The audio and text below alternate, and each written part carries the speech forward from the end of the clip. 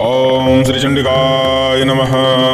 आज आप दिव्य देवी क्षमा प्रार्थना स्तोत्र श्रवण करने वाले हैं। कहा जाता है कि हम भगवान की भक्ति कितनी भी कर लें, देवी की भक्ति कितनी भी कर लें, एक छोटा सा अपराध हमारी भक्ति को विफल कर देता है। सारा जो फल हमें मिलने वाला होता है वह वातावरण में विलीन हो जाता है।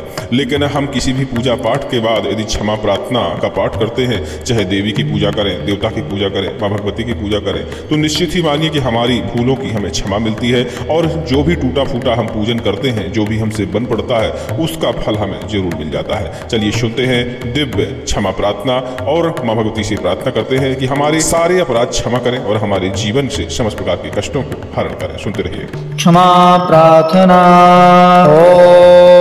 ओम अपराध सहस्राणि क्रियन्ते हरनिशं मया दासोऽयमिति मां मत्वा क्षमस्व परमेश्वरी। आवाहनं न जानामि विसर्जनं पूजां चैव न जानामि क्षम्यतां परमेश्वरी। मन्त्रहीनं क्रियाहीनं भक्तिहीनं सुरेश्वरी।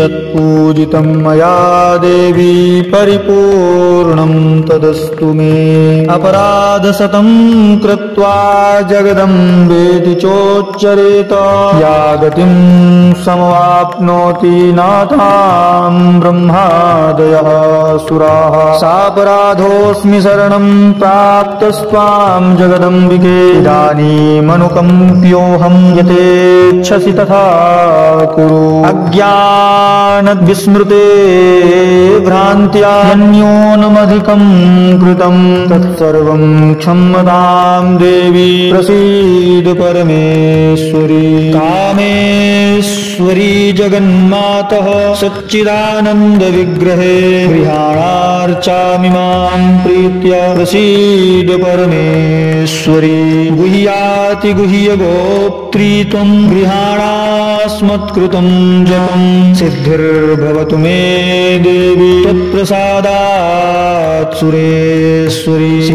श्री दुर्गार्पणमस्तु।